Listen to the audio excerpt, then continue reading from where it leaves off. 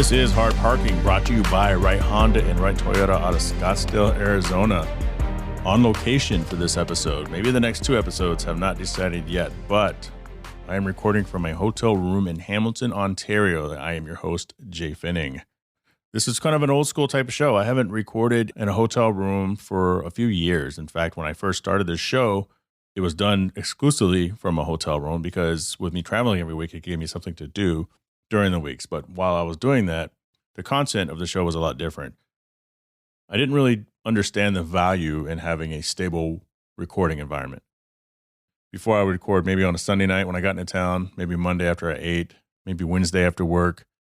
And I had everything wrapped up by Wednesday night because I traveled Thursday. And if I didn't, then I recorded the rest of it at home and then I edited the podcast. And what happens is the sound is different. The sound is different depending on, is the air conditioner on? Is the air conditioner not on? How close are you sitting to the window when you're in the hotel room? Did you record on the desk last night and now you're recording next to the bed because you're too lazy? And then obviously if you record I recorded once when I was at the gate in Palm Springs and it was terrible. And then when you get home, you try to use the same filters on all the audio to pre-filter before you start really editing. And you can't do the same filter for everything because it matters, what microphone are you talking into? It matters what's going on in the background. It matters you're speaking because unless you do everything at once, chances are you're going to talk differently. Coming up, I have a conversation with Andy Imhof of the Horsepower Hour podcast, and he's been on the show before and I've been on his show, but I had to take the call downstairs because the Wi-Fi in this hotel sucks. This Wi-Fi sucks. I had to go down there and download. It took me an hour and a half to download a 1.1 gig file so I can edit Wes Tankersley's podcast. So I set up the microphone and I'm talking to him. And Ford recently announced that, if you want to buy a Ford Lightning or any Ford electric vehicles, you have to do it online. No more dealerships. Controversial to the dealerships, the people, this is what they deserve. And the dealerships do it to themselves. But that recording down there is going to sound different than this recording right here from the room. Also, observations of Canada, observations of being the first time back in the office, being on the road. After this word from 4Wheel Online. Jhae Pfenning here, and I want to tell you guys about 4Wheel Online. For over a decade, 4Wheel Online has been bringing the best truck accessories and truck parts to enhance the appearance and performance of all trucks and SUVs. They are dedicated to providing an extensive range of upgrades that will match any maker model on the road. The truck products cover everything you need to give your truck a custom look and added functionality. And if you need a tire and wheel package, head over and use the configuration tool. They carry all the major brands of wheels and tires, so go get outfitted today. So visit them online at 4Wheel Online or call them at 813-769-2451. Again, that's 4Wheel Online, the number 4 Wheel Online. Before I get into too much of anything, I would be remiss if I did not mention that the other day I met up with Bob Marshall, the Bob Chat. He's been on here recently. He lives in London, Ontario, about an hour away from here. Great guy. He was one of those guys. And the Canadians are nice, eh? All the Canadians are nice. Pull up to his house and, you try to give him the dap and he goes, no, man, I'm a hug guy, man. Give me a hug. I said, no, let me show you how we do it in America. Did the whole hand thing where you smack the right hand with their right hand and then you pull them forward. Then you give them that hug. He took me to one of his favorite local dives, Molly Bloom's. It's a cool little Irish-esque bar. Hooked me up, took me to the store. He took care of me, basically. I was like his escort. I was a hot escort that came into town, and he took me out on the town, showed me out to all his friends, showed his friends his new arm candy from Arizona, bought me beer, bought me liquor. Incredible host. Wife was awesome, dog's awesome. His twin boys actually said hello, and they can't even talk yet. He said, hey, guys, say hello to Jay, and they're both like, Do you hear that?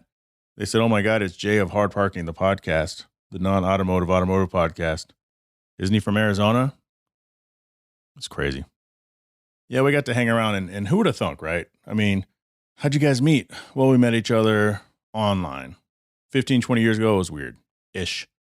Because I met Dwayne, one of my dearest friends. We met online. We met on a car forum. We met up. He had a Honda Accord. I had an Integra GSR, and we went to the movies together. We saw Fast and Furious, the original, when it first came out. And yeah, I mean, it's crazy what online hobbies can lead you to. Back in the day, they were creepy little chat rooms, and now they're literally hobbies online, how to meet people. And this was podcasting. Met some really good people podcasting. Wes Tankersley podcasting. But I was super tired. So as I left London, he goes, hey, man, go to Tim Hortons. There's a Tim Hortons every 5 feet. Go to Tim Hortons and get a double.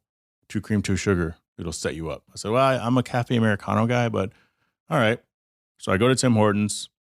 I say, hey, let me get the biggest cafe Americano you guys make and do it double style. I'm thinking style, like animal style, like what's that, In-N-Out? You order your food animal style and it comes slathered and all sorts of shit, I think. I don't know. I've never done it. Get some little micro donuts while I'm at it, like a little apple fritter. Feeling hungry. Need to make the drive home. That's the thing. I'm working these 12-hour shifts. Sometimes at 7 a.m. to 7 p.m., sometimes at 7 p.m. to 7 a.m. We'll fuck with you. Goes to hand me my stuff. There's my cafe Americano, and here's my large double. I ended up with 2 coffees. So it wasn't double style. It's a double. A large coffee with 2 cream, 2 sugars, and the cafe Americano. I said, hey, I actually didn't, I thought I was, never mind. So I decided to have pho the other day. I have no time. Well, there's no time, and then there's procrastination. First off, let me tell you guys.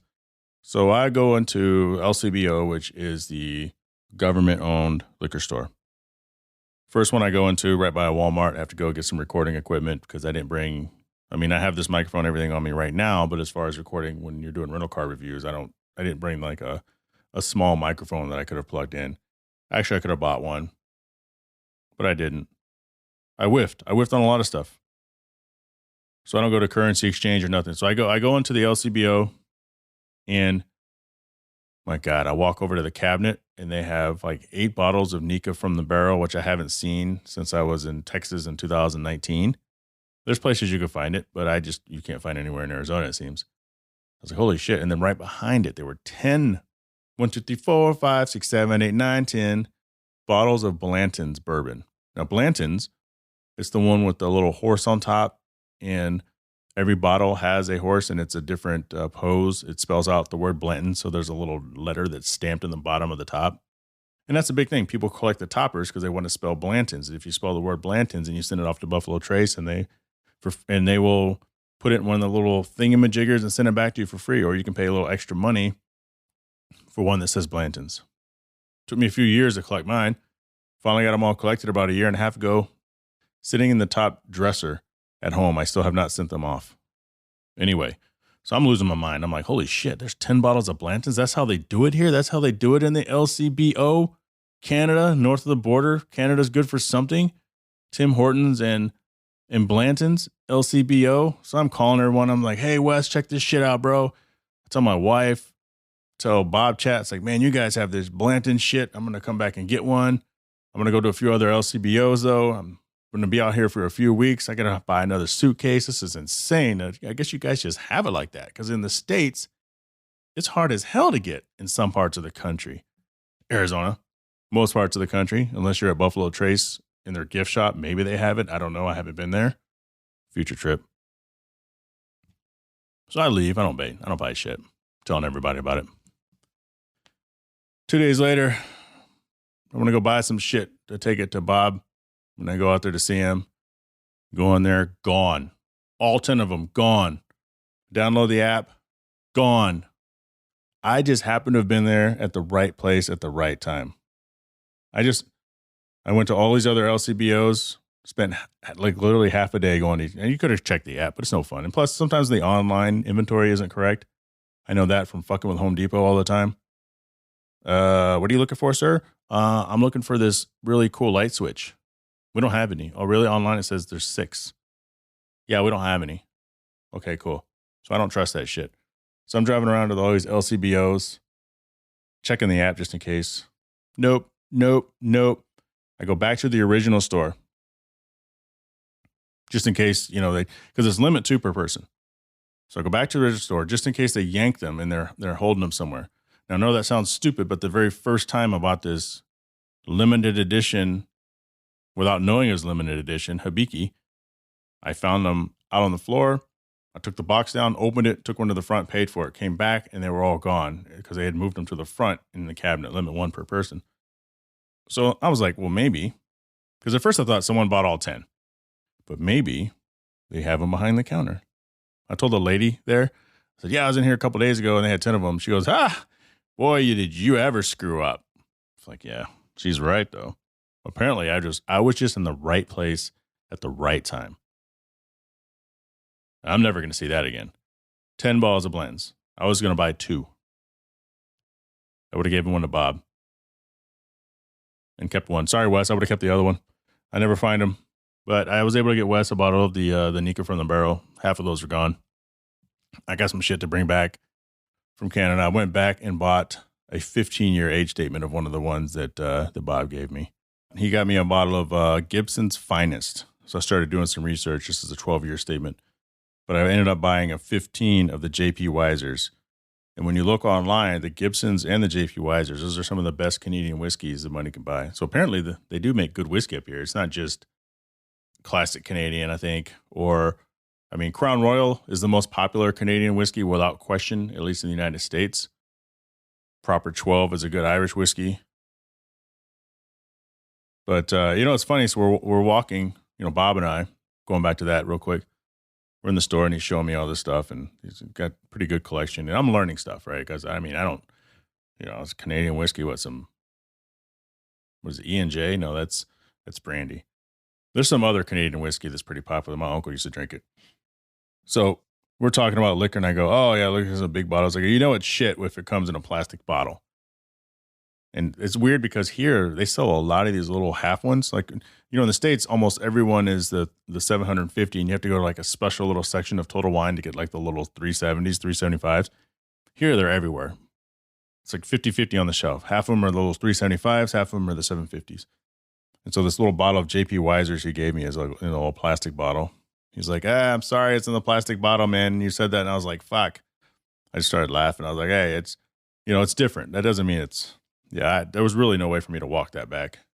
But I was really talking about, you can get some of the bigger bottles, like the Seagram 7 that my old man used to drink, when he was alive. And the bigger bottles of that are plastic.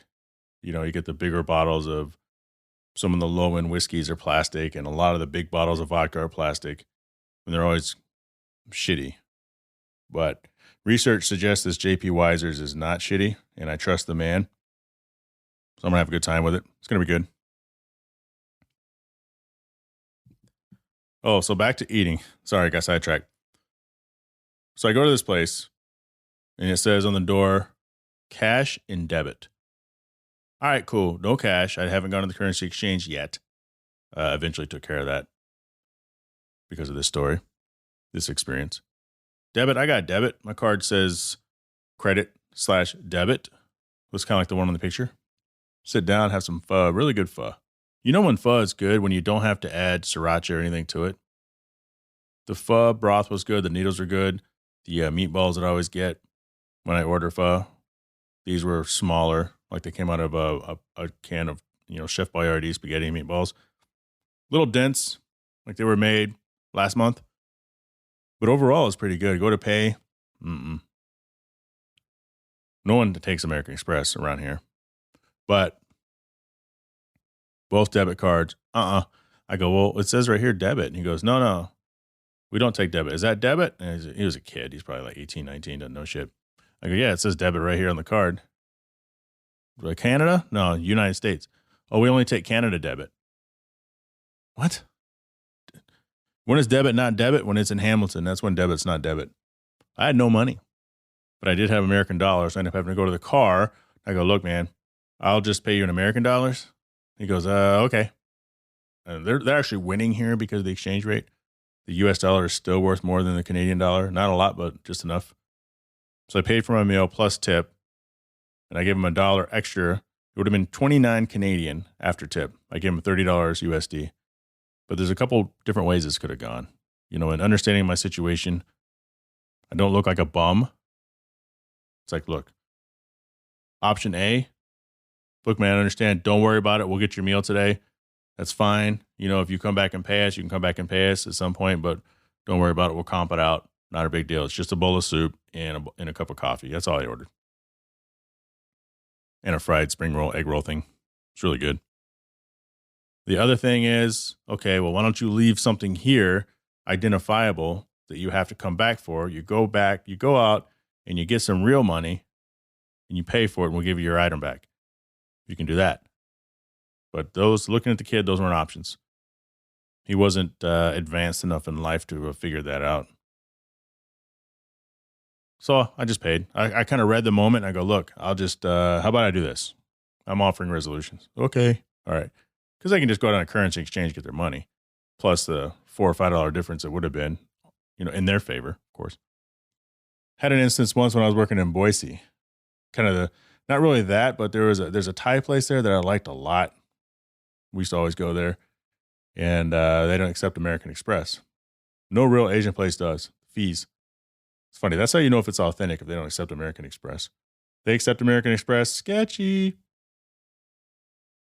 But I was like, hey, you guys don't take American Express? We haven't ordered yet. We're just coming to the door. They go, no. I go, okay, no worries. We'll go somewhere else. No, wait. We'll do it. And they did it. And they paid the extra fee. But that's another way to do it. You can either tell the customer buy, or you can say, okay, well, we'll make that exception for you. The owner will make that exception to run your card. And that's what they did. They called the number in for validation instead of their machine saying, And, that was the difference. They took care of it. It was learning, though, because I told my wife about it. She goes, well, don't they take an American dollar? I go, honey, I'm in Ontario, Canada. I'm like inland. This isn't a border city, border town. Well, they took it in Mexico. I go, well, yeah, in Mexico, they took it in Cabo. Is Cabo Mexico? It is, but it isn't. 100% of the industry in Cabo, 100% is tourism. There's not someone there that farms. Nobody farms there. Everybody in Cabo works for the tourism trade. And you can buy stuff with American dollars. She goes, well, what about when we're in Italy? And I go, I'm pretty sure we went through currency exchange or we used a credit card. I don't remember ever doing it. Last time I was in Toronto was for our honeymoon, and that was 2004.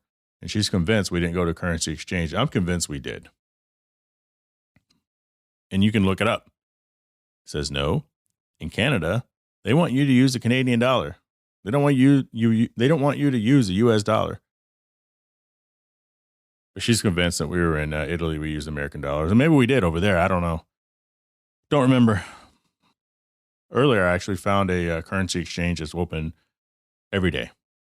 And they have fees. And I said, you know what? It would have cost me, I ended up getting shorted like $3 Canadian if I would have gone to a normal bank. The girl's like, well, it's going to cost $2 more here. I go, you know what? I'll do it for the convenience. Because I've gone to a couple places where I've had to swap out my personal debit card instead of my credit card. Or I've tried to pay for parking and you have to download the app. And sometimes the AT&T connection is garbage. And so it just says failed to connect. So you're always running a risk unless you just take care of it. So I end up just taking care of it. Coming up, Andy Imhof is back from the Horsepower Hour. We're going to talk a little bit about cars. Andy Imhof. Been a long time, brother. How's Florida treating you? Jay, I'm loving it, dude. I'm loving it. It's really nice here. Obviously, it was nice in Arizona. So glad that we were able to come through and see you guys. But I am loving Florida, man. It's nice. It's sunny. The humidity is not killing me the way I thought it would, which is surprising because I'm fat. Well, you're up there though too. You're not like this. Down, well, yeah, you're not down on the head of the we call it penis. It looks like the tip of the spear. How's that? The tip of the spear. Yeah. And Florida never looks excited. That's right. Yeah. I haven't seen you in the news though, so I don't know if you're really fully embracing what it is to be Florida man. Not yet. All my friends keep asking me to. Here's what I got to do. I got to buy a boat, and then I have to break the boat and park it in my front yard. And then I have to blow the boat up, either by shooting at it or maybe filling it with tannerite or something like that. And then I need to let all of the local children come and play on the now ruined boat. That would give me true Florida man status. I think you would break into the ranks for that one. But so Ford, the Ford Lightning, Ford in general, starting to order vehicles online. Tell us a little bit about that. This is the craziest thing ever, man. And personally, I think this is huge news. I think this could be a real change to the automotive industry as we know it. So let's roll it back a little bit. February 7th, Ford sent out an internal memo essentially telling their dealerships, hey, you have to stop with these markups and price gouging. I have a quick article from The Truth About Cars.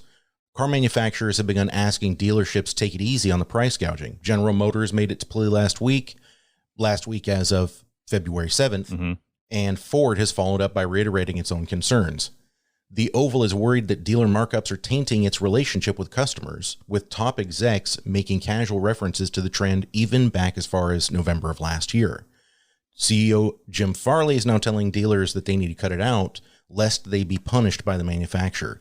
And we all know that dealerships did not do that. We've seen nothing but ever increasing, they call them market adjustments. You know, You've probably seen it on new vehicles that you look at where it has a little section that says either dealer markup or market adjustment, something like that.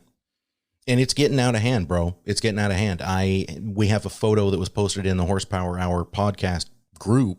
You know, one of our listeners posted it, and it was a brand new vehicle that was $68,000, and the market adjustment was also $68,000. Right. And it was just like, well, wait a minute. How do you expect to sell this thing? And that's how people are feeling right now. They're feeling backed into a corner. Like either you pay this outlandish price, these dealer markups, or you just don't get a new car. And we all know what's going on with the used car market.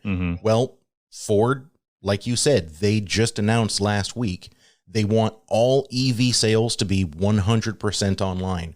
Ford head Jim Farley said the brand's electric vehicles will shift to fixed prices and completely online sales. We got to go to non-negotiable price, said Farley.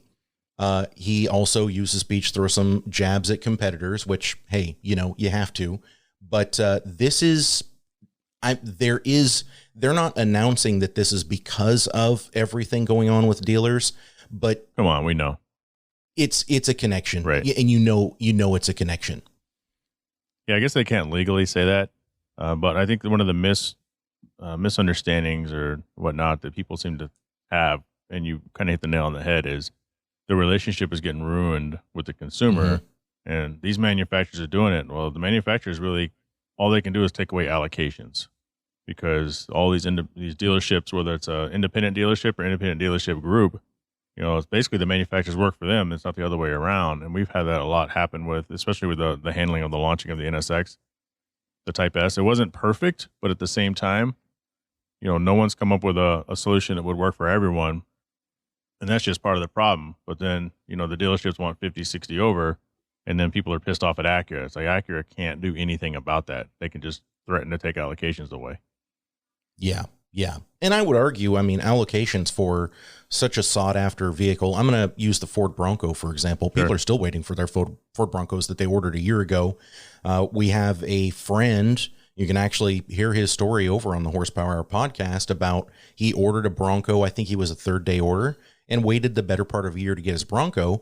And then he found out that it had arrived at the dealership. They put it on the showroom and they were trying to sell it to people for $8,000 more than what he had allocated it for.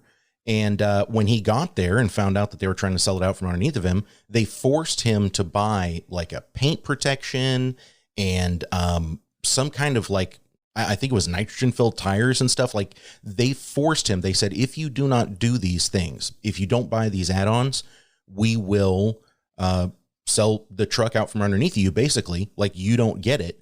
And of course he's got this is David Boyd from All Terrain Media. So he's got a huge platform and he just went on there and said, hey, here's what happened at my local Ford dealership. They brought him back in and said, oh my gosh, we're so sorry. Sure, they did. We want to fix it. But then where does that leave you as just a normal person? Like, what if you're just a regular person? You? Exactly. And you feel completely screwed by the Ford dealership and there's nothing you can do. That happened. Ford, GM, Hyundai, whatever. That actually happened to my buddy who picked up an NSX Type S. They strong-armed him. They said, you will pay. We want this much more, and you have to go through us financing or we're going to sell it to somebody else. And he had to drive up there to Vegas, kind of get into it with them. Just played their game. But then when the satisfaction survey came out, you know, he asked me what he should do. And I said, these people know who you are. The people that are really important know who you are. tell them everything. And he got, I said, if they care, they're going to reach out to you. And he got 5 or 6 calls the next morning from corporate. And we're pretty sure that they sent the VP over there because all of a sudden he had gone on Instagram about a road trip to Las Vegas, just like literally the day after. But again, that's because people might know who you are, or in the case of your buddy, he's got, a lot of influence, and these dealerships are the ones that are doing it to themselves. I mean, it's what the mindset is. Well, we mark it up because people are going to pay for it. And I understand that, but at the same time, kind of screwing people over and screwing yourselves over in the end, finally. And here's the thing, Jay. Dealerships truly are in the crosshairs for Ford. At the IBM conference speech, when Jim Farley announced this, he described a future where Ford dealerships would no longer stock inventory, but simply serve as customer service centers for picking up online orders or repairing existing vehicles, with, of course, the option for a customer to simply have a home delivery in a hypothetical scheme that would virtually eliminate car dealerships, or at least the haggling side of the salespeople. That's huge. And trust me, man, I know car salesmen. Like I'm friends with guys that work at dealerships. I'm friends with people that honestly, I think are probably pretty good salesmen, try to take care of their customers, but they're in it for the bag. Right. And again, we call it a stealership for a reason. Right. This is not anything new. We all know that everything from service to sales, they're kind of out to screw you. And it's like, what exactly do you want us to do? I don't want to see this huge segment of probably some of the worst people on the planet losing their jobs. Right. But there's some good people out there too. There are some good people out there, but I mean, man, this is not a good situation that we're in. And with Ford taking this huge step, and like you brought up before, people keep saying, well, they can do it just fine. That's what Tesla does. And I always have to remind people, like, Tesla's got 3 cars. They have 3 models that they right. sell. And they've been using the online sales medium since they started. It didn't matter to them that they started with, 10,000 cars a year sales. They had that system in place. They started with that system in place. And so not very profitable either kind of, for the most part of their Tesla's run. Well, yeah, they make most of their money selling their carbon credits, but that's a whole other story. The point I'm trying to make to people, though, is seeing Ford make this kind of change. This is so much bigger because they're already selling 600,000 of these vehicles a year. They're EVs. And so for them to just step right into that rather than having the system grow with them like it did Tesla, it's apples and oranges. It's not the same. Well, we have you. What are your thoughts on the Rivian? I listened to your podcast. You did an interview also with a female journalist and friend. That was a really good episode. You guys kind of started talking about kind of the EV, or I forgot what the terminology was for the Jeep as well. But, what are your thoughts on the Rivian? I think the Rivian can be very, very good. The big concern, of course, is when you have an off-road vehicle that's all electric, how do you get power to it? So planning out your trips and how long it's going to take and what the climate's going to be like, all of those things are going to take a lot more consideration when you're going out and trail riding. Personally, I don't see anything wrong with it because, like I said, when we had Mercedes Lilienthal on the Horsepower Hour, when you have an all-electric off-road vehicle, essentially every wheel is its own Hall effect sensor. It's sending back tens of thousands of packets of data to the central computer every single second. And, with cars the way we have them, of course, everything works very fast and we appreciate that, but it's wheel speed sensors, seeing that one wheel's slipping and another one's not. And so now it needs to compress the brakes. And so the braking system's involved. And I mean, there's a lot of different things going on. Whereas when you have an electric motor, it can just change polarity and that will come to an immediate stop. It brings you to an immediate stop, So I think that just from a technological standpoint, we're going to see some very, very capable all electric off-road vehicles. And another thing is the packaging. You don't have a traditional engine and transmission. You've got electric motors. And so your packaging constraints can be very, very different. Do you want portal axles? Well, what if we have, axial motors for hubs instead? You want, you want fully independent suspension, we got you. It's no problem. The packaging constraints don't follow the same metric that they do with just a conventional vehicle.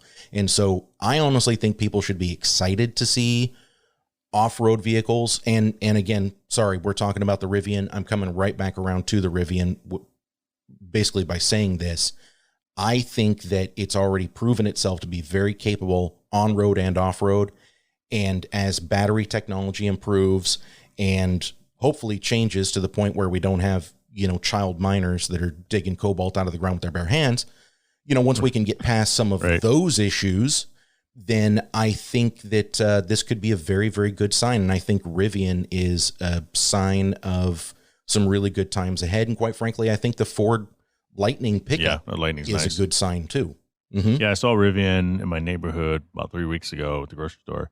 I couldn't decide if I really liked it because I hadn't seen one before and it just looked so different, or when I got home and started looking into it a little bit more and seeing all this, the pass-through storage and it's like now with the truck, you don't have to throw everything in the cabin with you or in the bed. Before it was like cabin or bed. And you just open up that trunk and you put fucking everything in there short of a 4x8 sheet of, construction board. And yes, you did just hear a grown man say frunk. That's right, man. I'm all about the frunk. Yeah. And towing capacity, like insane. Just to touch on it real quick, it is off the charts, but it's great until you start thinking about you've now lost 2/3 of your available power. traveled. Yeah. Mm-hmm. Good talking to you, man. Thanks. Yeah, not a problem, brother. Thanks for having me. And if people want to check out what we're doing, you'll hit them with the links.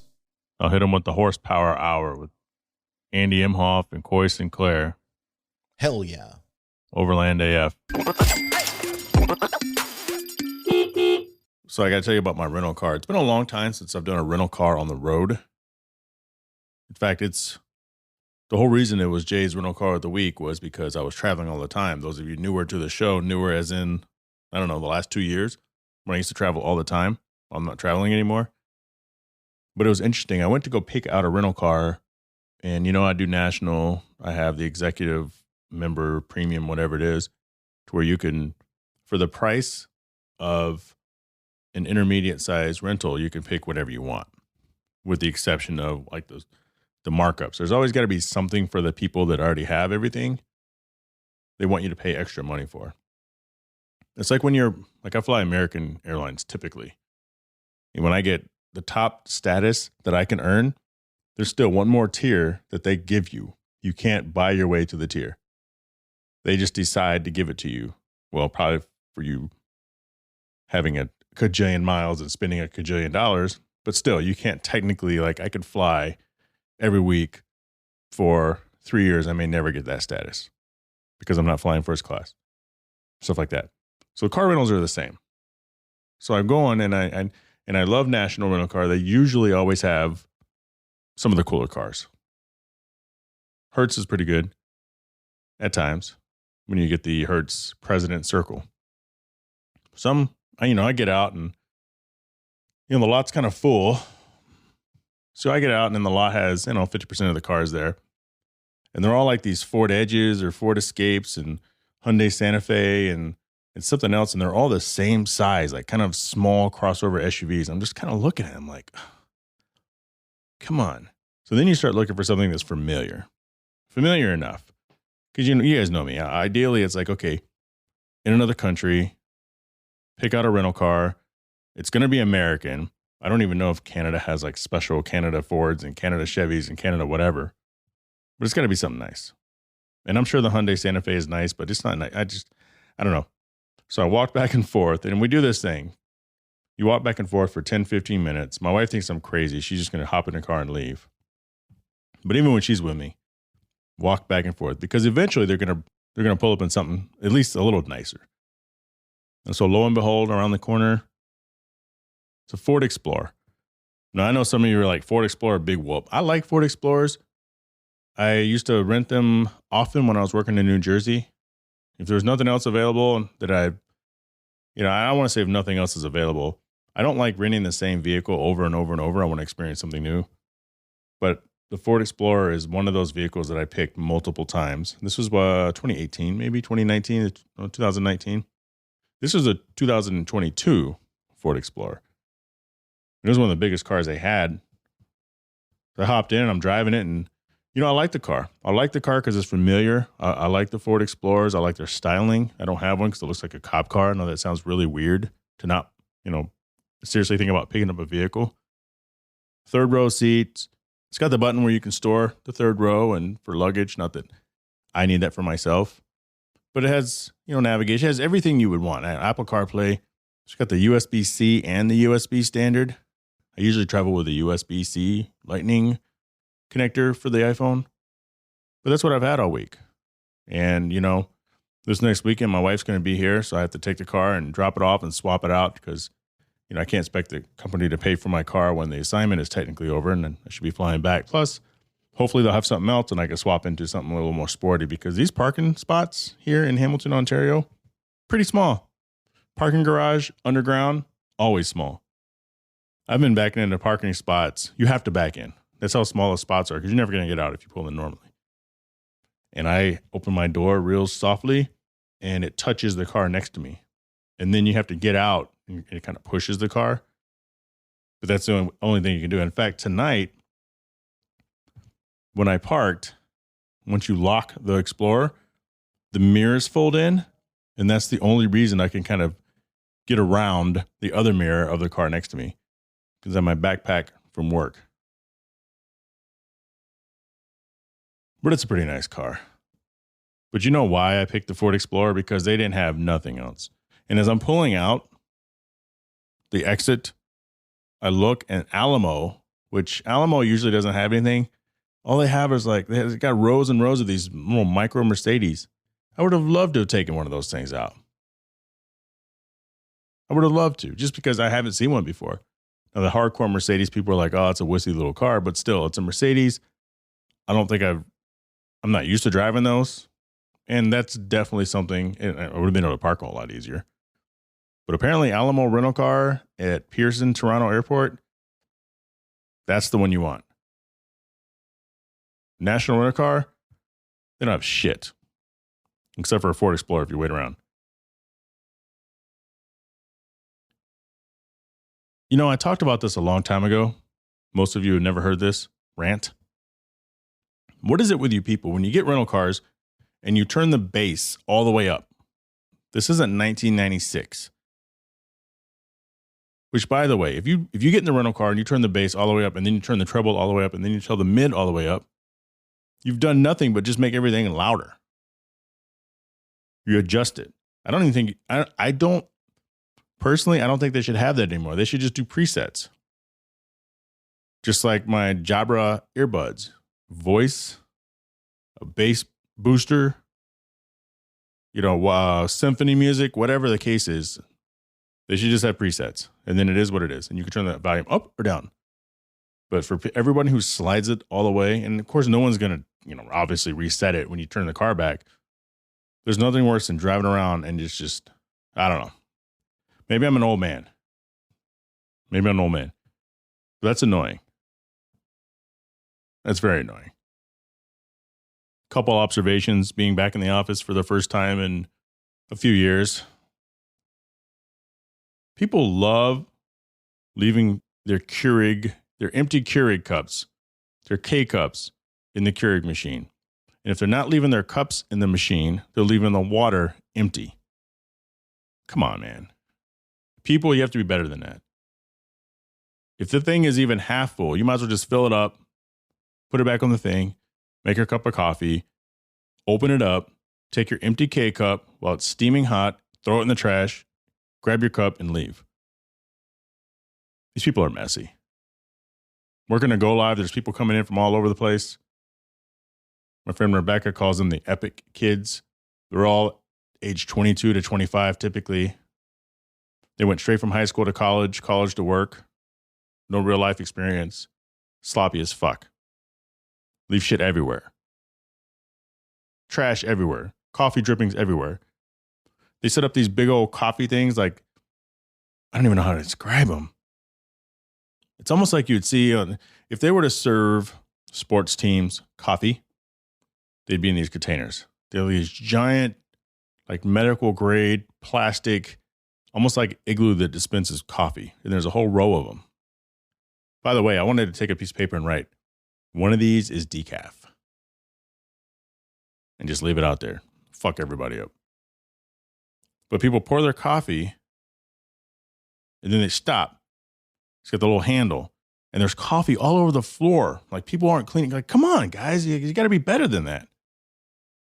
Some adults are doing it too. Not me. One thing I noticed about Hamilton, Ontario, everywhere I go, 90s rock, older American hits, some hip hop. Does Canada not have its own music? Sure. Justin Bieber, which by the way, there's a Tim Hortons every 5 feet, and they have like this special like Bieber bites or something. I think they're donut holes. It's all about Bieber around here. But one thing is American music is globally adored. If you didn't know, you know now. There's other countries that don't speak a lick of, there's other countries where people don't speak a lick of English, but they know every word to every song. American. It's amazing. Also, malt vinegar for fries is a thing. Ordered a burger the other day at a place called the Anchor Bar. Brought the burger out, fries. Do you want any malt vinegar for your fries? I said, what? I said, that's a thing? They go, yeah. That's a thing. They go, yeah. I asked my buddy, Bob, is that a thing? He said, absolutely. Malt vinegar for your fries. And it's not bad. I did it. When in Rome. When in Canada, it's not something I would go home to Arizona and start asking people for malt vinegar. Would you like ketchup? No. Do you have malt vinegar? They're going to look at you like you're fucking nuts. I've been trying to, I'll be honest with you guys. I brought some hard parking stickers, the kind that come in the big roll, like they kind of usually slide into envelopes. I give away at shows. I brought a few. And I'm driving around town. I'm spotting, like looking places like, where can I stick a sticker there? I want to plant these around town. But I'm looking for a place that already has a bunch of stickers on it. Some of them are half ripped off. I don't want to find something that's perfectly clean, because if it's clean, chances are it's going to get ripped right off. Someone's going to see it. Someone from the city. Someone's going to rip it right off. But if you see something in kind of the artsy district, people walking all over the place, that's where you want to slap that sticker. Let me know if you want some hard parking stickers. Walk around your city and slap them on shit. And then take a photo. You take a photo of it, and I would like to be able to rotate that on the Hard Parking Violations Facebook page as the wallpaper. How about that? So let me know. You could text me if you know me. HardParkingPodcast@gmail.com if you don't. So I went out to eat. Here's the deal. It's funny. I have a per diem. It's like $7 Canadian a day, which is like what, $55. Not much. I blew past it. I went to have a steak dinner someplace, glass of wine. My bill was like 130 Canadian. Didn't get an itemized bill. Can't claim any of it. So I ate that one. That hurt. Guys, I got a joke for you. I'll tell you the joke. I have a joke for you. You have to be a Star Wars fan to appreciate it. You have to know a little bit about Canada to appreciate it. And I'm going to tell it to you after the closing. So if you listen to this podcast to the very end, as the music plays, as I'm thanking everybody, I'm thanking all of you, I'm telling you to subscribe, telling you all the yada yada, I'll tell you the joke at the end of that. And you're going to like it. You're going to really like it. I want to thank Andy Imhof of Horsepower Hour Podcast. You can catch that podcast every week. They also are on YouTube. So that's the Horsepower Hour. You'll see like the logo is like gray and blue, and yeah, it'll be Horsepower Hour with Andy Imhof and Coy Sinclair. Been a this is not a trip I wanted to go on. Some of you know why, especially if you are one of the patrons. I'm not going to tell you need to go to patreon.com/HardParkingPodcast and sign up to support the show. But what I can say is, for those who have done that over the past year, and plus the corporate sponsors, I've been able to save up money and spend it on things like this external recorder, like this microphone and microphone stand. When I started this 2.5 years ago, I didn't have any of that, and that's why the podcast sounded like shit. Actually, I did have a Zoom H5 portable recorder, and this is a Zoom PodTrack P4. But I want to thank Wright Honda and Wright Toyota out of Scottsdale, Arizona, Fountain Hills Motorsports, 4Wheel Online, Patreon business supporter out of Winter Garden, Florida, Kuya Automotive, as well as Pell Construction out of Caledonia, Michigan. I want to thank Mark Stolman, Catherine Cox, I'm going off memory here, Eddie Ramos, Richard Graves, Drew Bunkley, Vajazza McDildertits, Bo Jung, Byron Jones, Alex Gumina. Number eight, Alex Gumina. You can follow me on Instagram at Jhae Pfenning, that's JhaePfenning. Name is on the show. Follow Hard Parking Podcast on YouTube and the Hard Parking Violations Facebook group. Leave a review everywhere, guys. It helps so much. I can't grow without you telling the world how good the show is. Let's do this. Let's grow this thing together. And if you think I forgot, let me tell you my joke. But you have to know Canada. You have to know Star Wars. What's a Jawa's favorite thing to eat when in Canada? The answer? Poutine! Which, by the way, I heard it's actually called Putin. A beater. Shut up!